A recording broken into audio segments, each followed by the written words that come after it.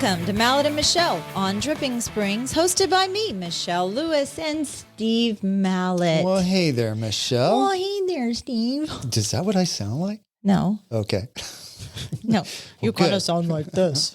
Hey, who's our guest today? Our guest is Cheryl, I almost said De Los Santos, but it's Cheryl Hughes. Is that her maiden name? Yes. De Los Santos. Yes. She's OG Drip. She's born and raised. Yep. You can't get almost any OGer than her as far as like the high school and her group of friends. She was the captain, I guess they called her the colonel of the first High Steppers team. Yes. Yeah, that's pretty cool.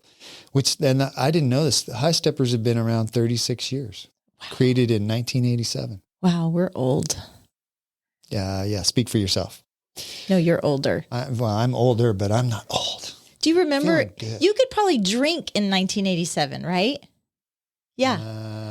I was 16 in 1987. Yes, I could. I could. I was just driving. Yeah. Yeah. So. I know we were talking, Holly and I were talking the other day about, because I'm 12 years older than her. I said, yeah, I was 12 when you were in a cradle. I'm like, ooh, that felt creepy. Creeper. Doesn't make as much of a difference now. Now that I'm 60. Hey, we lost another somebody that was a big part of Dripping Springs a dripping icon. Yeah, Mike Rose passed away. Yes. One of the things he did was Rose Real Estate, and Patrick Rose, who a lot of people know, he was a state rep. Yes. And started Corridor Title, is one of his kids. I know Patrick. I don't know his other kids, but Mike was actually the first guy that I met when I came to Dripping Springs in 2003. Back then. And he let you stay? He let me stay. Encouraged me to stay, unfortunately. No. We were living in California, and I got it.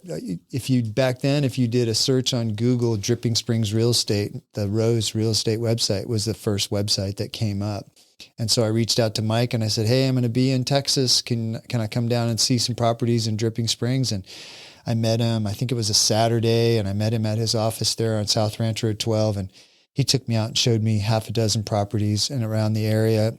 And we were driving around in his car, and he was telling me all the history of Dripping Springs and pointing out things. And I think that trip is what cemented the move for me to pack up my family, was spending that time with him. And I met some local folks, and we'd be driving along on a little backcountry road, and Mike would pull over. It'd be somebody coming out a gate or something, and Mike go, hey, how you doing, John? Talk for a second. We can thank Mike Rose for having Steve Mullet here. That's right. Steve Mullet. Springs. Yeah. So he's going to be missed. Mike was a good guy. He was always, when you saw him, he always had a smile and some little funny crack, as he went about his day, and he's going to be missed. Wow. That was a nice tribute, Steve. That was a very nice tribute. We wish the best to his family. You were asking me last week about kangaroos in Texas. Yeah, I saw that. I saw this like little blurb of something about in Prosper. There's some wild Prosper, Texas, where Cedric moved from. That's right. There's Which like wild kangaroos. Like city, right? Like Prosper's not like out in the country. No, it's like he compares Dripping to Prosper a lot. Kind of what Dripping is going through. So it's a little bit country, but not like way out by Junction or something. Yeah, these two kangaroos, actually, one was in Prosper and one was in another city, Jax and Nigel kangaroos. They got out and apparently stayed on the lamb. Can you call it lamb when they're kangaroos? For a couple of days before they were found. But it's actually legal in Texas to own a kangaroo. Be right back. Grabbing a kangaroo. Yeah. Actually, once you hear a little bit more about them, you may say no. Well, don't they they're mean, right? They beat you up. They are mean, yeah. And they have claws. And, okay. And the males can get 6 feet tall. Oh. Yeah. So, what were you going to say? I was just going to say, I do watch TikTok. I don't know if you know, but I've seen a lot of people getting beat up by kangaroos. They're kind of funny. Is that right? Yeah, they're like, well, actually, there was one of the articles I read said that a well-placed kick from a kangaroo can disembowel a human being. Disembowel? Yeah, like open up your stomach. And so, because they have their back feet, they lean back on their tail and they use their back feet, and they have these like 2.5, 3 inch claws that are sharp. And if they get you right in the gut, So Okay, I'll stick with the monkey then. no monkeys in the office. But yeah, there's 13 states that allow kangaroos as pets. And Why do you want a kangaroo as a pet? Just to say you have a kangaroo as a pet? I guess so. You know, people have tigers. Well, those are cuddly. I think people are, I wonder how many of the people that have kangaroos have Instagram pages set up so that they can show pictures of their kangaroos. I have a secret Instagram page just set up for Steve Mallett, and it's shit Steve does. Is that a good one? We're going to have 1 million followers for people just watching me do my little mundane stuff, cut my fingernails in the office. That's exactly what it is. That sounds boring as hell. Yeah, but I'm not sure how good an idea it is to keep a kangaroo. Probably not a good idea. No, Yeah. probably not. Here's something else I read. There are people that pay a lot of money to do exotic trophy hunts of kangaroos in Texas.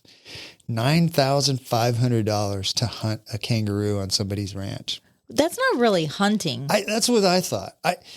I get hunting deer and antelope because that's meat, you know, and they're very skittish and they're hard to track. You're going to eat kangaroo meat? I guess you can eat it, but I mean, there's not much. That's just, I'm sorry. I think the kangaroos are curious. They're probably not running away. I have nothing against hunters. I'm not a hunter. I did not grow up in a family of hunters, but I respect people that do that to fill their freezers, feed their family. Yeah. But a kangaroo is not something you go hunt. That's just asinine. I'm with That's you. Just totally asinine. I like the guys that go hunt lions and bears because there's a little bit of an even playing field there. You know, if you're hunting a lion, you are actually on his menu too. I'm actually on the lion's team at that point. If you're hunting a lion, I'm team lion. Yeah, but you know what I mean. There's like a kangaroo is probably not dangerous enough that when you're out hunting it, you're in any danger. I don't know. It can disembowel you. Well, you're not going to get a foot and a half away from it, hopefully. But yeah, this one lady that owns this ranch called Roos to You, she does all kinds of education about Australian animals, said even when you get them as pets and raise them, they're still wild animals. So you got to be careful. It's kind of like getting a kangaroo. I mean, not a kangaroo, a raccoon. People who get raccoons as pets. Yeah, that's true. Terrible idea, by the way. You know, one of the things I wanted to talk about in my weird true facts-ish, weird true facts. I wanted to ask you, what do you consider Texas dance music or a Texas style? Like, what would you like if you because you don't you're not a dancer, right? You don't go out dancing. Holly and I were talking about that yesterday. I am not a dancer. You're the opposite of dancing. Of the skills that I have no talent in, dancing is one of them. Well, if you thought of one thing, if you're going to go and what comes to mind of dancing? I'd say any kind of country music. Any kind of country music. Yeah. Well, I did a little research because of Cheryl. And, Texas has a lot of German and Czech influences because the immigrants that came in. Yeah. So therefore the polka, which is... Have you ever seen the polka before? I've not seen it, but I've heard polka music. Yeah, it's like a lot of hopping and jumping. And yeah. How about Zydeco? Have you heard of Zydeco? I've never heard that word before. You haven't? Zydeco? Yeah. Never heard that word. It's like, it's a Cajun, it's like a French Creole, Louisiana kind of. Okay. Yeah, it's like blends blues, rhythm. I don't know. It's, if you hear it. It's gumbo. It's gumbo. It's music gumbo. That's right. How about conjunto? I've heard that, but I don't know what it means. Is that like Tejano music? Kind of. Tejano is a little bit different. I mean, kind of. This one's kind of like Tex-Mex German mix. Oh my gosh. Yeah, and it's more about like heartbreak and love. But then when you go into the Tejano, that's more of Tex-Mex with jazz, rock and roll influences. Wow. There's many different styles here. And then of course, we come to the country music, but it stems from the 1930s, the Texas swing or the Western swing is what they call it. And it was very popular and it combines fiddles with jazz, pop, polka, mariachi, to name a few. And if you think of like Bob Wills, right? No. Okay. Milton Brown, the father of Western swing. Nope. You've never heard of Bob Wills? Nope. Oh my God. I get an aneurysm. Okay. You can handle it, Michelle. Okay. Well, you've heard of George Strait. He's still, I have heard of George Strait. That's not. Is he still alive? He's still. That was for you, Dana, because Dana says, I still can't believe that Steve thinks George is dead. So now let's go to the famous dance halls that just like kind of around us in the immediate section around us. Have you heard of Green Hall? I have heard of Green Hall. Oh, well, I've actually been there. You know, it's on the National Register of Historic Places in It's a very cool 1878. place. I've not danced there, but I've been there. It's hosted people like George Strait when he was alive, Garth Brooks, Pat Green, just to name a few. It's the oldest continually operating and most famous dance hall in Texas, apparently. The second oldest is out of Goliad, and it's Schroeder Hall. But I don't know. Is that how you say it? Schroeder or Schrader? Schrader. Maybe it's Schrader Hall. Maybe it is Schrader Hall. How about Lukenbach Dance Hall? I've been to Lukenbach. You have? Well, there's a dance. I've actually been in the dance hall. Yeah, I've been in the dance hall. hall. Well, that one's been in operation since 1887. And it actually became famous when Willie and Waylon sang Lukenbach, Texas back in 1977. Oh my gosh. Yeah, can you believe that? That's a cool little place. It's like all there is. There's actually a post office there in Lukenbach. Yeah. Yeah. There's a post office. There's like a little gift store.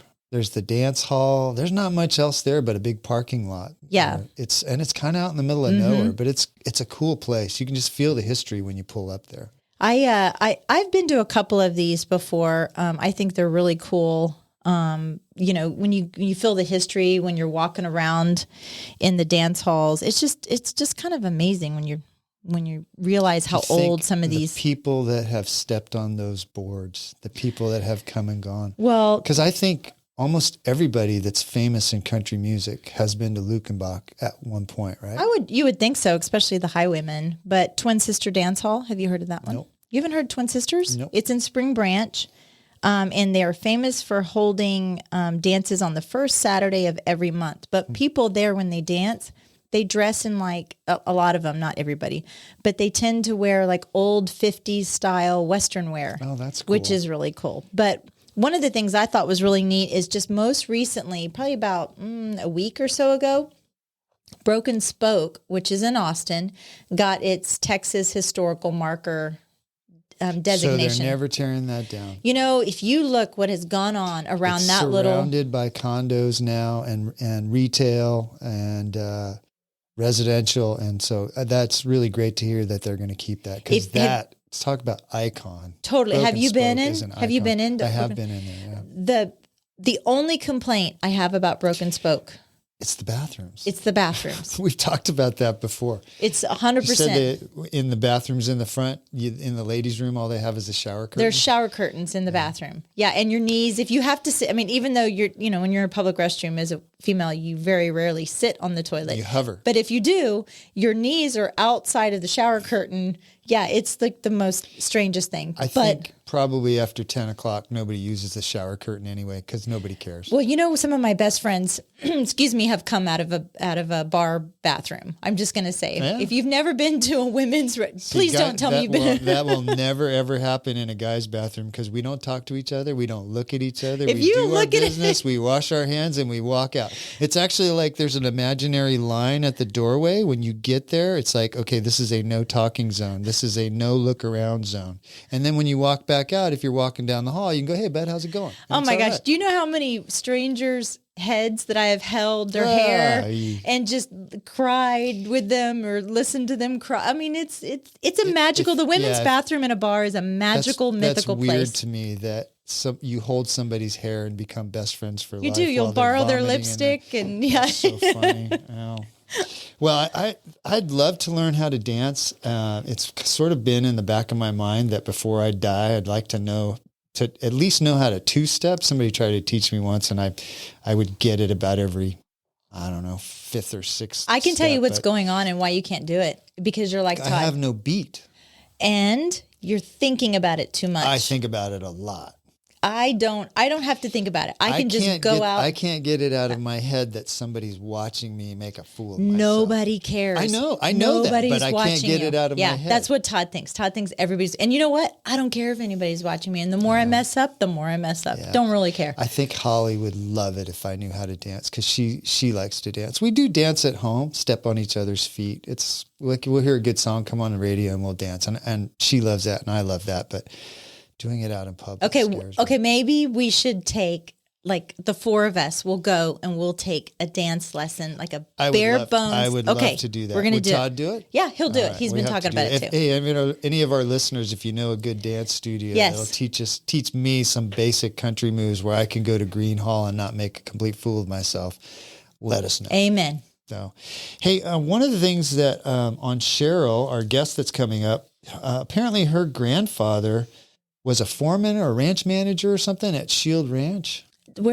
That was like all the way down 12 in Hamilton Pool? It's Crumley Ranch Road. Okay. Do you know where Crumley Ranch Road is sort of halfway down Fitzhugh? It's that three-way stop. Well, it's actually a four-way stop sign, but it's kind of off. It's not straight through. Crumley Ranch Road goes up to Hamilton Pool Road. And it's actually a famous ranch. I think it's weird that a lot of people move here to Dripping have never heard of Shield Ranch. I remember her telling me about this when I met her years and years and years ago, where we were dancing, where the girls were dancing. And I thought, even back then, I thought it was cool. But now I know more and more about the history of Dripping Springs. Yeah. I think we need to celebrate the people that remember the history of Dripping Springs or were living during the... I think one of the reasons maybe that hasn't been brought into the history of Dripping is that it isn't all entirely in Dripping Springs. Well, neither is Hamilton Pool. Agree, yeah. But part of it's in Travis County. A lot, actually may all be in Travis County. I think it's really funny that, like, when you pull up pictures of Dripping Springs, Hamilton Pool is what pops up. I know. Which it's not, I don't know. But I want to hear her story about that. What do you know about the Shield Ranch? One of the things that's interesting about Shield Ranch is the original owners of it. They bought it 80 years ago. Fred and Vera Shield. He was a wildcatter. Do you know what a wildcatter is? No. It's somebody that. It's not like somebody that goes through the whole process of looking for oil or looking for areas to mine. They just randomly go around and go, hey, this looks like a decent place to drill an oil well. Let's try it out. And sometimes they hit it and make it rich. Oh. A lot of times they go bust, but it's not, they're basically speculators. Mm-hmm. So he made a lot of money hitting on some oil wells. And so he bought 5,300 acres up off of Crumley Ranch Road. And then a few years later, they added the remaining. So now it's 6,400 acres in the Shield Ranch is. Oh. Which is huge. I mean, think about that. They own 6 miles of Barton Creek. Wow. So Barton Creek runs across Ranch Road 12 and goes kind of through where Headwaters is, and then actually turns north up towards Hamilton Pool, and that's where Shield Ranch is. And they have 6 pristine miles of Barton Creek. And I think it was 1999, they put it into a preservation easement. So you can get tax advantages for putting your property into a conservation easement. It can't be developed. Parts of it can be developed, but most of it will never be developed. It's going to be preserved in that pristine way. You and I were talking about that the other day when I asked you and I were just sitting in the office, and I said, do you think that the way of ranches and people owning multiple acres is kind of a dying? It's not. It's getting harder and harder here in Dripping Springs. I don't think there's as many people that have. It used to be the dream. If you hit it rich, the first thing you're going to do if you're a Texan is go out and buy some land. Mm-hmm. It's not as big a deal now. Now they go buy Teslas. But so the original Shield Ranch, now in a nature conservancy, they actually do classes out there. They have a camp for disadvantaged youth that go out there and learn about the environment. And the original ranch was actually known nationwide for its registered quarter horses. So they raised them there. There's so much I didn't know about this. Yeah, and they did change the original land. They got rid of some cedar trees, ash juniper trees, and they raised cattle, goats, and sheep there. And so it's actually a very cool place. Unfortunately, it's not like open to the public. It's not a. How do you get in? Well, you probably have to be part of one of the groups that takes care of it out there, or maybe go in the summer camps. Or they do have, guided trips, mm-hmm. but you can't just go say, "Hey, let's go spend the day on Shield Ranch." It's not like that. Well, it's in order to probably keep its beauty, right? Yeah, I mean, if you open it up to the public and you get 1,000 people a weekend traipsing around out there, it's going to change. So is it public land or is it not public land? It is still privately owned, but it's in a conservation easement, meaning that the land is going to be preserved. So I don't understand all the tax consequences, but basically you're gifting the land into a group that holds the easement to it. And basically it can't be developed anymore. So it reduces the value, and you can take the value between, if 6,400 acres could be turned into a subdivision, it's worth millions and millions and millions. It's probably very similar. I don't know exactly what kind of designation they have, but Hog Heaven and how they open it for specific private events. I think that's different. That's full commercial. We sold that property down in Wimberley, that 35 acres.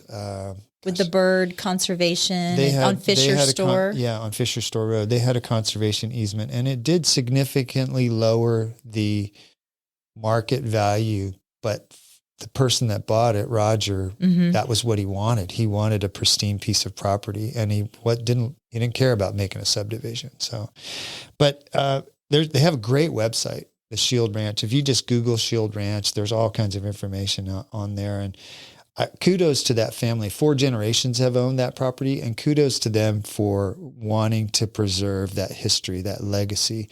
And it'll be preserved for generations to come. It'll be fun to ask Cheryl about her tromping around on those. I hope those she grounds. did. I hope she got to spend some time there. Yeah. Being able to walk around on property like that is getting more and more rare, because 95% of land in Texas is privately owned. So 5% of our land is available for people to go out and enjoy. Honestly, I hate to say it, that's kind of sad. So, well, hey, let's take a little break and get Cheryl in here, and then we'll talk to her about Shield Ranch. Excited to have you, Cheryl.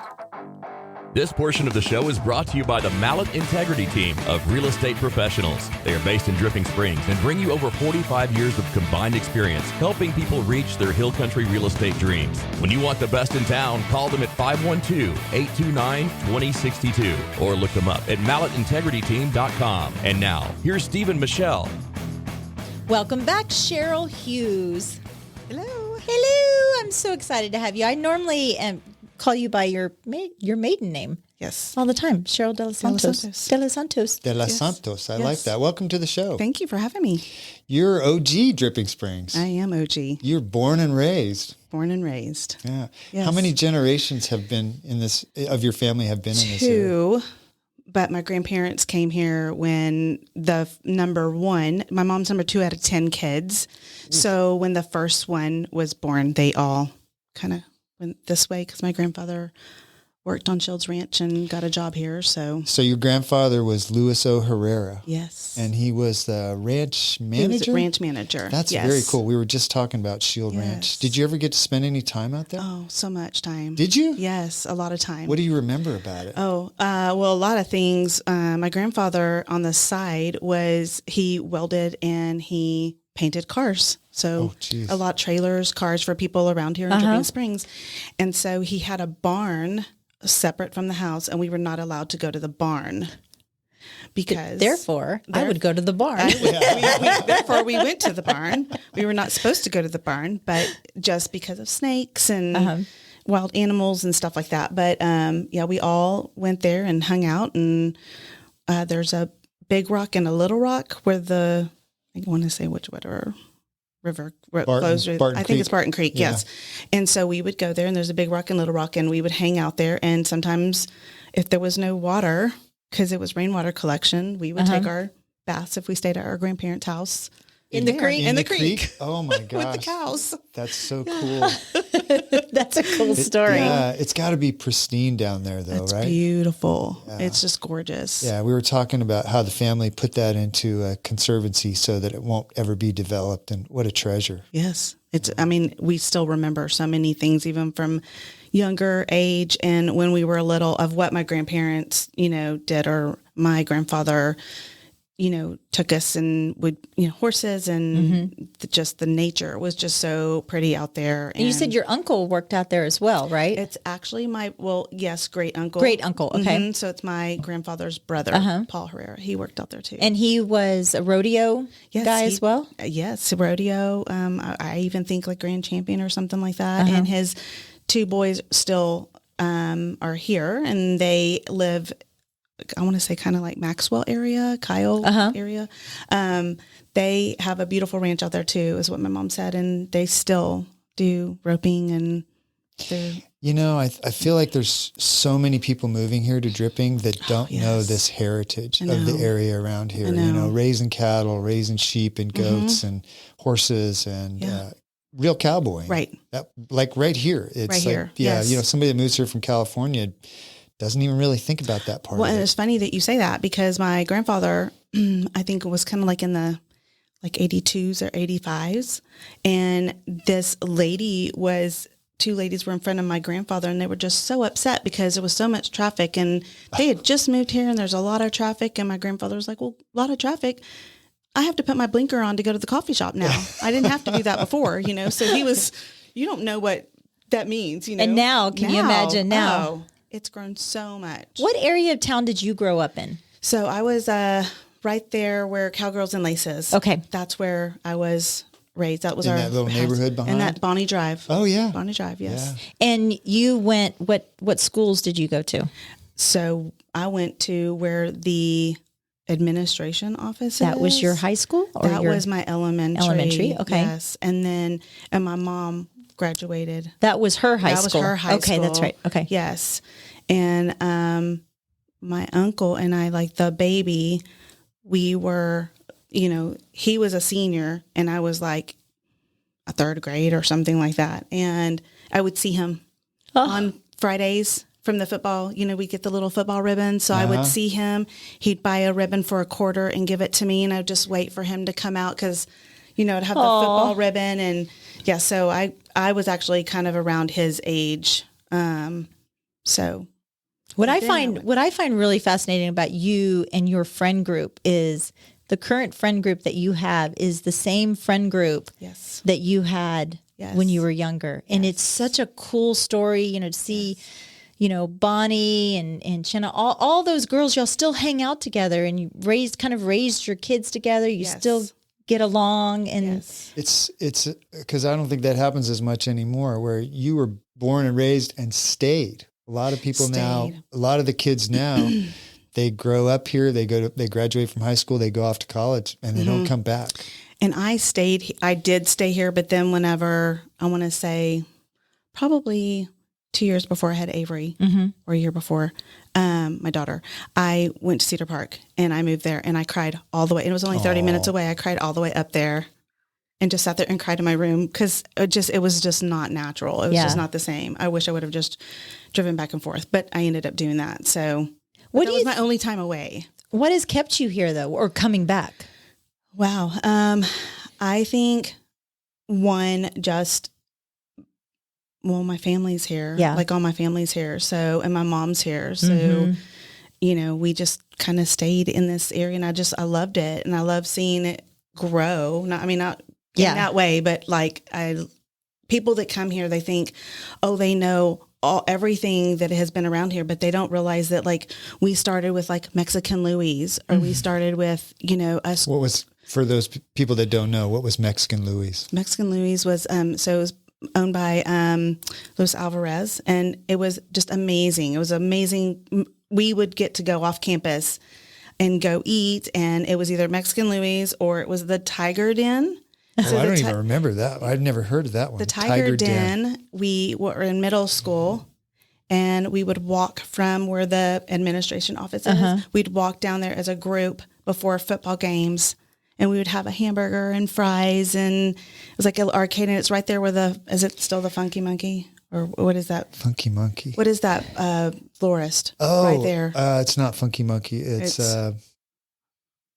you should look Dante's. Dante's, Right. yeah, Dante's, that's right. Yeah, right by Print Plus. Yes, so that whole strip was hamburgers and a little arcade and little things. So we would go do that beforehand and go back. Was Short Mamas across the street? Short Mamas was across the street. Was it open then? It was not at that time. Okay. Yeah. That's we were a little bit older. two-story kind of colonial looking building at the corner of, was that college and 290. We were talking about how like even when my kids were younger, even in high school, it was really hard to find something for them to do, and that therefore my kids were involved in sports or activities because, busy kids can stay out of trouble. But it was even harder for you guys to try to be entertained. Right. And so in your senior year of high school, your parents helped you open a dance studio. Yes. And you created entertainment for the kids back in, what was this, 87, cool. 88? 88. Holy cow. I know. Wow. So where was it? It was where, actually where Vent to Soul is. That was the dance studio that I had. My friend from high school, her parents had like a realty or some sort of exotic realty place there, the Allens. And I guess my mom and her mom were good friends. Sewed for my mother was a seamstress and sewed for her as well. And it came available. And so my parents rented it for me. And that's what I did my senior year. I taught dance classes and then went to school and did homework, and it was also in drill team. Yeah, drill team. You're one of those lazy people. Huh? Yeah. I think it was Anton Allen that owned that building. Yes. Yeah, he owns that house down south on Ranch Road 12 where the road kind of curves around, that real pretty 2-story house behind the rock wall. Yes. Yeah, he used to be, he's not as active in real estate, but he was a player back, I don't know how long ago that was. But what'd you love about doing that studio? I just, the little ones and then the older ones, watching them grow.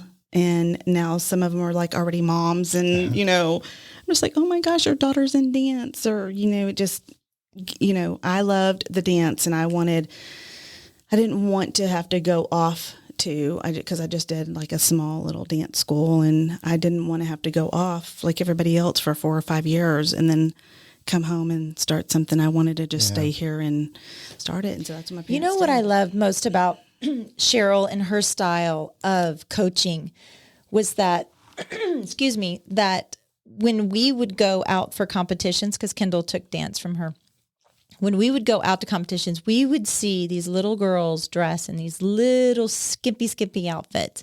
And Cheryl, I always felt that she wanted these kids to stay true to modesty. It wasn't about what these kids were wearing. It was about their technical aspect of it. And it wasn't always that we were always the best, but we always had the best time. Yes. Oh, right? It's got to be about fun, right? It was fun. We had some amazing adventures and where we stayed. I mean, I have a picture up right now where we were at the new Dallas Cowboys Stadium. Yes. And that was an adventure. Fun. Do you remember that adventure? Was that a competition y'all went to? It was a big competition. There was a big I snuck the girls into the Dallas Cowboy cheerleader locker room and got you really shocking. I'm I surprised you'd ever do that, Michelle. Shocking. It got shushed out by the security guard. But one of my favorite stories is Cheryl was with the younger girls getting them ready because there was like this big what were they? Panels where the girls were lined up for the next competition and they had a stage and then the parents were watching. And I think it was like right behind the star. So Cheryl was with the younger girls. She was getting them ready to go on. I was like, well, I'll be back with the older girls with Kendall. And the group in front of us, this girl was so nervous because she's on the Dallas Cowboy field and she's shaking and she's not with our group at all. And she just looks at me and all of a sudden she literally throws up all over. Oh my gosh. I thought you were going to say you gave her a big hug. And I was trying to calm her down. She went on and danced the dance of her life. She just threw up on me. Michelle was texting me. She goes, "You're not going to believe this story." But this girl just threw up all over me. I was like, "What?" Oh my God. I was like, "Okay." And she went out there and she competed. That girl because she got rid of lunch. Well, she didn't have it on her. She had it on you. She gave you her lunch. But we had a good time. Do you run into any of the girls that you taught dance to now? Some of them are here. So, I mean, Kendall is in and out.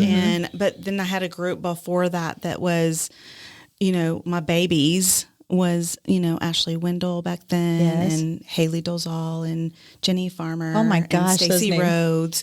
They're all married and they all have girls and they're all, Stacy has a boy and Haley has boys, but they're all still around and I see them, and they're all moms now. Oh, that's so cool. Yes, or what do they call you when they see you?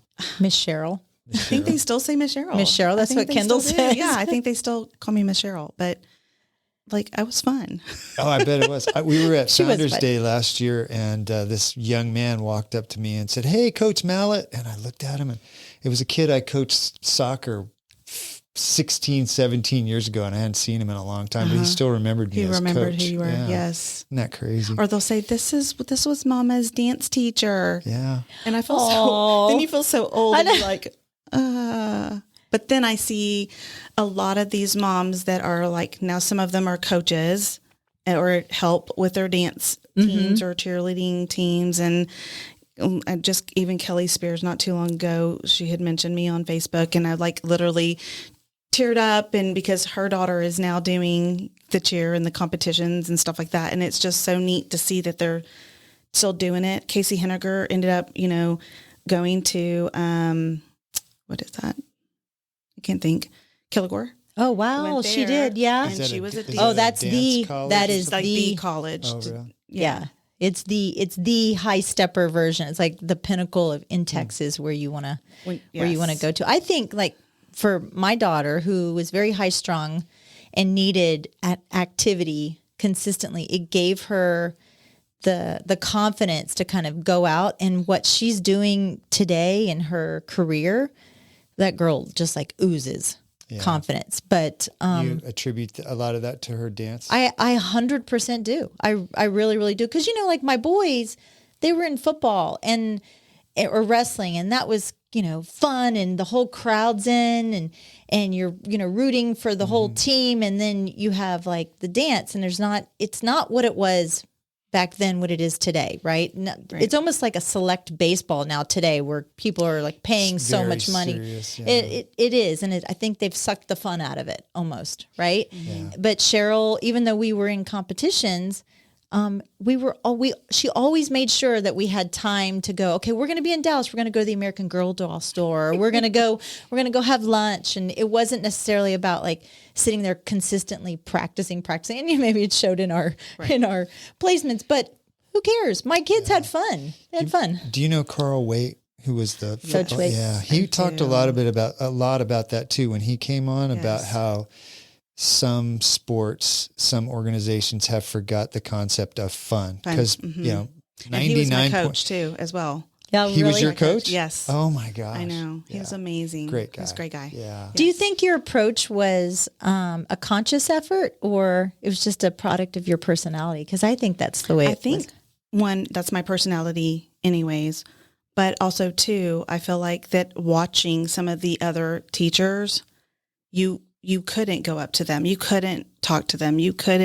That was their time, and these were like, how can I say it? Like I'm watching someone's children. During when they're at school or they come right after school, they don't get to see their mom right after school because they found an activity for them to do and put them in 2 or 3 classes until their mom. But you always made sure that, like, as moms or as dads, that we were able to be participants in it also. Because I remember we were kind of like wayward. We were always trying to find a little spot. And what was the name of that gym? It's now like a rental place on 290. It was a gym down there across from Sunset Canyon.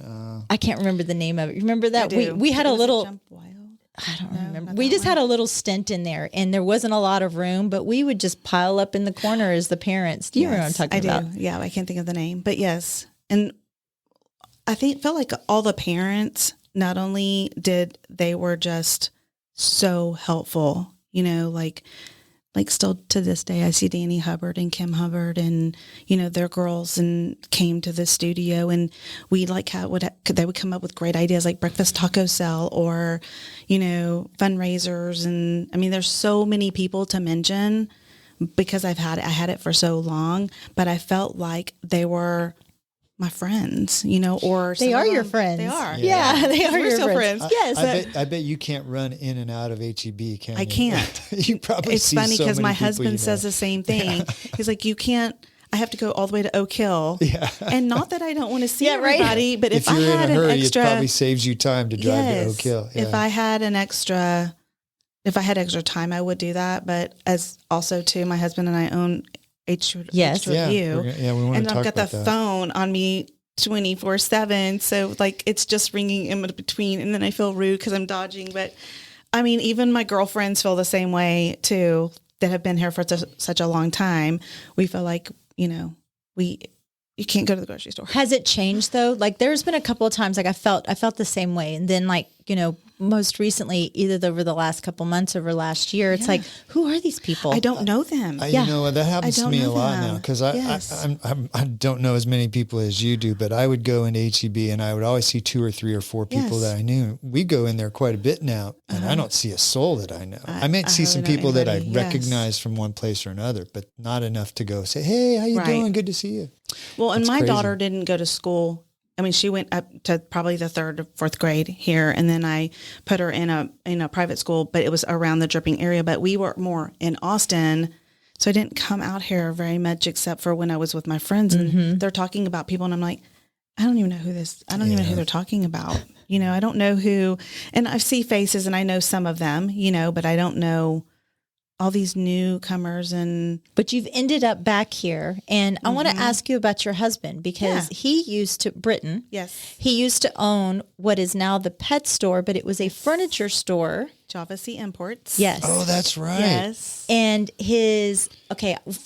I'm just going strictly off memory. His parents had a home in Mexico. Yes. Yeah, okay. San Miguel de Allende. Yes. You know what? I think the furniture in our conference rooms here at our office came from Java Sea Imports. Oh, really? I think so. Yeah. There's a lot of people because they imported from Mexico or from Indonesia. And so how did you meet him? Okay. This is funny story. So Vicky and Bob Chaffee. Do you know Vicky? Okay. So my dad was an auto parts salesman, but also a mechanic. And he knew of Vicky and Bob. Well, he knew Bob because Bob owned Corvette Country. Oh, Yes. And so they kind of knew each other there, but my mom knew Vicky because of sewing. And Vicky just said, there's somebody I want to introduce you to. And I was like, I am not interested How in old were you? anybody. And now? How old were you then? Oh gosh. We've been together 15 years. So 37. Okay. Yes. so late 30s. Between 36, 37. Yeah. And so I said, I'm not interested. So I made my brother go with me to Java Sea Imports just to see what he looked like. So I acted, like I wanted to buy a picture, and he was like, "Oh, very charming, very sweet, very nice." And so I had told Vicky, I went back. She's like, "What do you think?" Because I wanted to see him before she tried to set me up. And so I went back and I was like, "Oh my gosh, I'm so interested. He's so handsome and all this kind of stuff." Well, he had asked about me, I guess, at the same time. And then when I went back in there, he asked me if we could go on a date sometime. When I thought, okay, he's going to wait probably. Did he know that somebody was trying to set you up? Yes, I think after the fact, after he told, because I said, I'm friends with, the Chaffies. So he went and told her. Yes. And so from that point, it was like, I thought he was going to like wait for like maybe a week or two. No, it was like that night. He was like, "So did you figure out when we were going to go out?" How did he end up here in Dripping? He didn't grow up here, did he? No, he grew up in Austin. Okay. Kind of the Tarrytown I area. just like kind of Westlake. bizarre, just like having a furniture store smack dab in the middle of. So what ended up happening to the furniture store? Why did it go away? He found this, he's always been a truck driver before all of this. And so he just felt like, I think he looked at what in this time do people always have to have? We have to have waste, we have to have water, and we have to have trash. Always. That's true. No matter what. No matter what. So he just one day just was trying to figure out, because he was kind of like, the furniture store was beautiful and there was beautiful stuff in there, but he also sold the Cantera doors and stuff like that for a lot of builders. But it was I feel like it was kind of seasonal. Yeah. Come and go. And it's been going on about 10 years now, right? How long is the water? H2O. Almost 14, 15. Oh my gosh. 14 years, 13 years. Did you Wow. guys start it right before that drought we had? So is that like 2008, 2009? maybe before then, and he was just by himself, but he rents out the pet store. He rents out that so he still owns the building. Owns the building. Yes, and the guys are in the back with their trucks. And so he started with one truck, and he's up to like 6 trucks. That's amazing. Yeah, and I bet they're so busy. They're very busy. Right, like today we're not, because people think it's going to rain, and then they call because they don't have water. So what's your position? What are you doing? You're helping manage the office and take field calls? Yes. Gracious Lisa Glass, love her to death. She kind of helped show me how to do things. Bonnie Humphrey showed me how to do something. I'm not as professional as they are, but they've showed me so much. And I feel like I've got such a relationship with the clients now that my husband and I, this will be my first trip that we've went away for a whole entire week that I did not answer the phone one time or take it with. I didn't even take the phone with me, notes with me. And it was, my brother was so gracious and he answered the phone for me and worked at the same time. And I felt like I was leaving my kid. Oh, yeah. I just felt like there's something, because I do have a relationship with a lot of those people that call in. Well, you have a very strong work ethic also. Yeah, so you I think like my grandfather and my mother. Yeah, sure. That's how they are. What's a truckload of water cost now?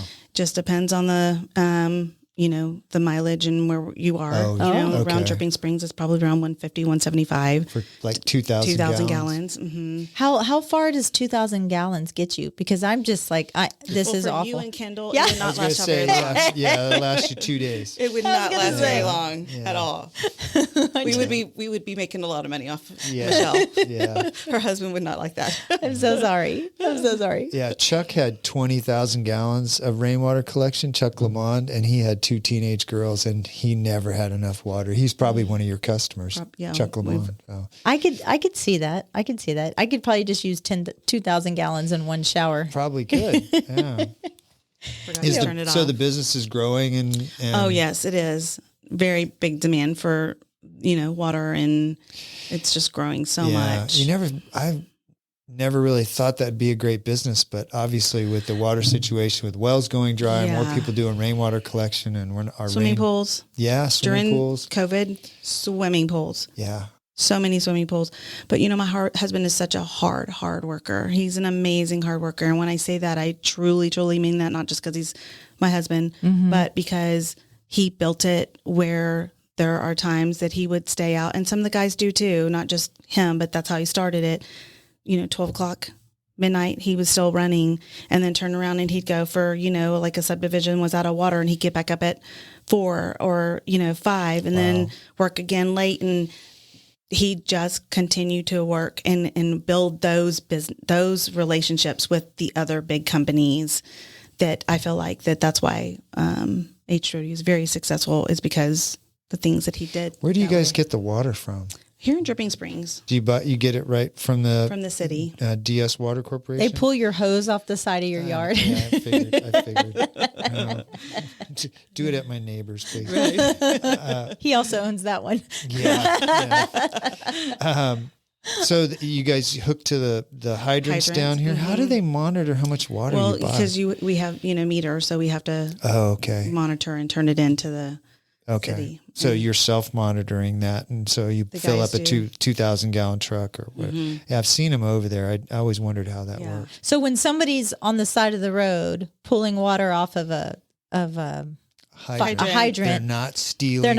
stealing the water. From us, probably not. But I don't know about some other people, but we definitely get a lot of calls thinking that we are stealing. So, have you heard people that actually do steal it though?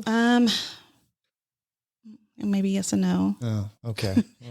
For fear of Yes. incriminating myself. What do you miss about teaching dance, though? Oh, I do miss the families, and I miss the competitions, but I don't miss like the preparation.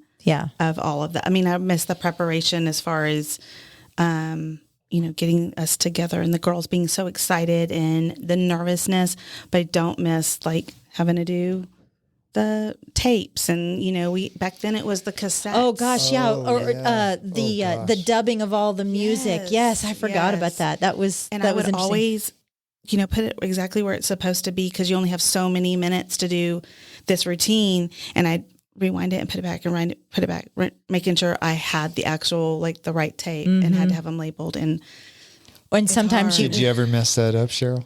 I did. One time I did mess it up, and, you know, we got counted off, but they were so nice that, you know, it was my first time. And then one time I don't know why, like you have everybody's schedule and they did solos first. And one day I just was like, there's something I'm missing. I don't know what it is, you but got there's a lot something. of moving parts when you're doing that. Yes. And one of the girls, she was supposed to go on at like 9:30 and I was supposed to be in San Marcos, you know, at 8:30. I just forgot. I forgot. And they just waited for me. And, you know, they did not counter off or anything like that, but it was a lot. That would be bad. I was going to ask you if there was one moment in time, and it sounds like that moment in time stands to you. It was like, oop, that was a faux pas. But like what, if you can think of like one moment over your entire dancing career, one moment to you that just stands out, that just kind of like epitomizes what you did and why you did it. Can you think of something? There might be two. So I taught at Cedar Park for a little bit under the direction of Cheryl Collins, and we went to Disney World, and it was amazing. And never in my life had been out there before, but just to see so many people doing the same thing that you're doing and fighting for the same thing was amazing. And just, even if we didn't get the grand champion or didn't get whatever, just to know that we help them get to a point in their life or a positive point, like, hey, I did this and this was awesome. And I got to nationals, which was amazing. And I think the same thing for our girls too. When we went to Disney World or we went to competition, it's the same thing. I felt I got them to a place. I mean, not just because of me, because they worked so hard, their own talent, but I got them to a point where help realize one of their dreams. Their dreams, you know, like any of the basketball games that we went to and Dallas Cowboys, we got there because. Oh, I forgot about the Spurs game. Yes. I was going to say, you impacted those girls the rest of their lives. That's part of who they are, you know, for forever. His daughter was a high stepper. Yeah, I wanted to ask you about high steppers. So you were one of the original high steppers? Yes, sir. Yes. It started the year you were. I was a senior. Okay. So 1987. 1988. 88. Okay. Yes, 1988. And you were the colonel? The first colonel. I didn't know yes. they called them colonels. Yes. Oh. And so you had been dancing already when this dance team started? Yes. And okay. Were you part of starting High Steppers, or how did High Steppers get started? So Peggy Howe, and some of y'all might know her. She at the time taught second grade, third grade in Dripping Springs. She was at one building and they had to come back for practice. And then Don Sizemore was, they both had started this. And I really think that they both, like Peggy and her husband were over at Travis High School, and not really for sure, kind of don't remember that part where Dawn was at the time, but they both had the dance background and they just wanted to start a dance team. And they believed in her and they believed in Dawn, and, you know, they started it and they just said, hey, had a meeting and we're going to start this drill team. How many original high steppers were there? Can't remember that. Sorry. Well, okay. Was it more than one? Was it if you wanted to be on the dance team, you were on the dance team? You had to try out. You had to try out. And why I don't remember that, that's just awful, but maybe because I'm just here and nervous. But there was, I mean, everybody wanted to be on Were the there other team. dance teams around Texas that you guys sort of emulated? So we didn't know. We just, it was just started from, she started us from scratch because she had already, you know, did that originally. Yeah. And then there was a couple other teachers, and then Miss Neef is. I know. I was going to say, did you ever work with Miss Neef? I did not work with her like as far as by myself, but there was a lot of things that, you know, we did, like, you know, she's been there 25 she is years. Amazing. Isn't that crazy? Yes. Gracie was with her. Yeah. Amazing. For 2 or 3 years, I think. Mm-hmm. Yeah. She had a lot of fun. I can't believe she's still doing it. My cousin's daughter is on the High Steppers this year. And so Marianne Owen's daughter. Oh, Yes. And so Morgan is just just precious. And it just brings back, the little memories of those kind of things, how excited, but they went to contest. We didn't get to go to contest. Yeah. And so just watching them is just brings back that, I don't know, it just kind of fills your soul a little bit. Yeah. Yeah. That's very cool. Yeah. What do you think is the most special about Dripping Springs? What do you think to you? You have family history here. You're part of the Dripping Springs history, but what do you think keeps you here in Dripping? At the time, I think what kept me here besides family. Yeah. Besides family, I was going to say my grandfather that really, he just was all over the place, all over Dripping Springs, and everybody loved him so much that you just look up to that, and you just Sundays going to his house, but as far as just keeping me here, I think, I know so many things that I would want to say, but I love just the memories and how we kept this small little town and kind of grew into, even though it's still much bigger, it still feels like a very friendly small town community. This is my home. Yeah, I agree. Yes. Yeah, I love that. Well, it kind of goes along with the fact that you still have your same friend circle here in Dripping, and those friends have raised their children here and have remained here for the most part here in Dripping Springs. And now we're all having grandkids, and oh my gosh, our grandkids are coming. I have 4 grandgirls. 6, 4, 3, and a 6-month-old. Yes. Wow. And we just got back from Cancun, and all of them went with us, and it was amazing. But my stepson my stepson works for my husband, and they're planning to move out here too. They just I think they just love the community, and I think that they love the school district. And with me, I think it's just because that's what my mom did. I think like for my oldest son, when he moved out of Dripping Springs, he was like, I'm never going back. I'm never going to build in Dripping, whatever. And he lived in Austin, and he was with the hustle and bustle and being able to Uber and go to restaurants and go to bars and this, that, and the other. He just closed on his first house a couple of weeks ago. And I think he can't figure out why he's back here. Also, it's like there's something that has drawn him back. Yes. And I don't want to make it sound like I don't know, but I don't know. I just maybe feel like it's the water. It's just the water. Maybe it's in the water. What are some things that you wish stayed the same in Dripping Springs from when you grew up? I wish the Tiger Den, definitely. The Tiger Den. Yes. Yeah. It was just, now kids have cars, and, back then that was like the teen club, huh? That was where everybody congregated. It was clean, and it was healthy, and it was just, that's kind of wholesome. Yes, wholesome. And we would all, a group of us, the same friend group, but the guys, our parents were okay with us walking down there, which is not very far at all. No. When you look at it, it's just down Mercer Street. But back then our parents were like, okay, well, this guy and this guy and this guy are going, I'll let you go. Cause my parents knew their friends. It was probably a little like a country walk back then. There wasn't much there between. It was. And you got your like $5 or your $10 every Thursday, and you're going to walk down to Tiger Den, and you're going to go have ice cream and a burger before for $1. Cause I was a cheerleader at that point. In middle school. And it was only middle school. I walked the train tracks in middle school. Geez. I did. I walked up and down the train tracks. Cheryl, I want to ask you before we close out, if you could go back to your 18-year-old self, the one that, just started your dance studio and had your whole life in front of you, and you could give yourself one piece of advice to 18-year-old Cheryl, what do you think that would be? If you could think, oh, girl. I'm like, oh, girl. I definitely would do some things over again. I don't know. Do things differently? Do some things differently the second time around.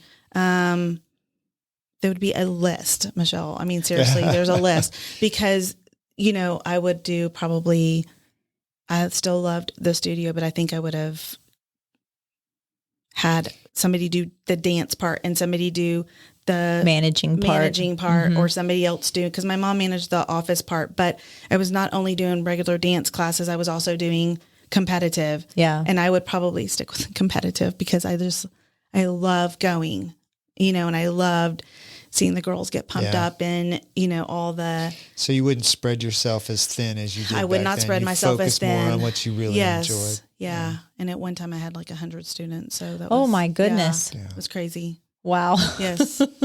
And it was just me, and I did have some helpers, but I wouldn't go that far. We were talking earlier about we need to get Steve and Todd into some dance lessons. husband Yeah, too. I was going to ask you, My do you husband still too. dance? No. Oh yeah, okay. No. You know what? That's what you need to do. A date night. We need to do a date night night. in Dripping Springs of just men that don't know how to dance. God, you might run out of spaces for that. There you go. Oh, that would be. There you That'd be go. cool, There's right? an idea. Make it like 50 spaces and you'll run out in like 5 minutes. We're gonna call you the Dripping Dorks. Can't- It's fine with me. As long as I'm surrounded by 50 other dorks, then I'll you're I'll fine. blend right in. I Then you're don't fine. mind. Yeah. Yes. I got one last question for you, Sure. Cheryl. What do you wish all these new people moving to town knew about Dripping Springs? I kind of call it like the Waltons. You know? Yeah. I wish that they knew some of the traditions that we used to do and some of the things we used to do. Homecoming Yeah. parades, Yeah. painting the town. We got to go paint the town. So if we played Blanco or whoever, they did those big tiger paws all the way from the school all the way over there, and the bonfires and things like that. Those kind of things, the traditions that we did, I wish they were able to be kept exactly the way that we I did wish it. they could too. We always followed the group in front of us, the seniors. Or we always followed them, so we wanted that same thing. And some of those things, we didn't. They just kind of died down a little bit. Are they still I think doing the they died bonfire? down a lot. I think they're doing I don't know. The I bonfire. don't think so. I haven't heard But about I mean, the bonfire. even like the town, I think some of the towns you go and you paint the town. yeah. Yeah. And you go and you put.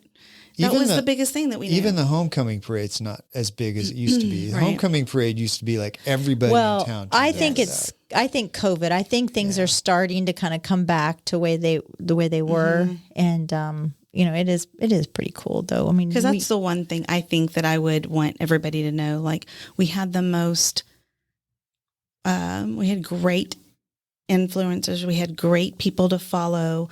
We were able to see what they did and follow, and it was just wholesome. yeah, It was. It's a magical and small people were town. proud to be from Dripping Exactly, Springs. It wasn't just a yes. town you happened to live in. Right. It was like, I'm proud to be from I Dripping feel that Springs. way. I do too. I mean, we've talked about this before. We don't have to remain here except for our businesses Right. and before you're really tied here because your kids are going to the school and you don't want to move. But it's like, When I've I lived wasn't here. tied here because my daughter went to Yeah. a different school. I could have moved to Austin or whatever, but everything was here. I've been here almost 20 years now. So that's, I'm here. You We're can't get going to rid be of me. OG pretty We're soon. going to be, we are OG. There's we've talked about that before. There's the old OG, and then there's the kind of us, new the OG? new OG. OGs? Yeah. And then there's just the new people. Yeah. Yeah, So. there you go. Which we welcome you as long as you appreciate all the good things about Dripping That's Springs. right. Don't change why you moved here. That's right. Right. That's So, right. well, Cheryl, it has been such a pleasure. I you. have Me loved you to too. death for Aw. 15 or so years, Thank and you. I'm Me glad that too. you got to And we come may not share a see little each bit of other, story. but when No. we see each other, we act like we're crazy Yes. that we have not seen each other in like 5 years or something. Yes. And it just maybe a month. Yeah, I could see that with Michelle all the Yes. time. Yeah. You never know what you're going to get. That's Yes. right. Well, Cheryl, this was really fun. Thank I love you. talking about all this history, and Yes. I'm glad that you stayed here in Dripping Springs. Me too. Thank you. Thanks for having me. Yeah, You're thanks for coming welcome. on. Take care. This show has been brought to you in part by the real estate pros at the Mallett Integrity Team. When you're looking to buy or sell, you need them on your side. Why settle for less when you can have real estate done right? Give them a call at 512-829-2062 or get more info at mallettintegrityteam.com. You know you like us, so go now to Apple Podcast or Spotify and leave us a review. Why don't ya? We love your feedback and comments. Email us at malletandmichelle@gmail.com. Thanks for putting up with us.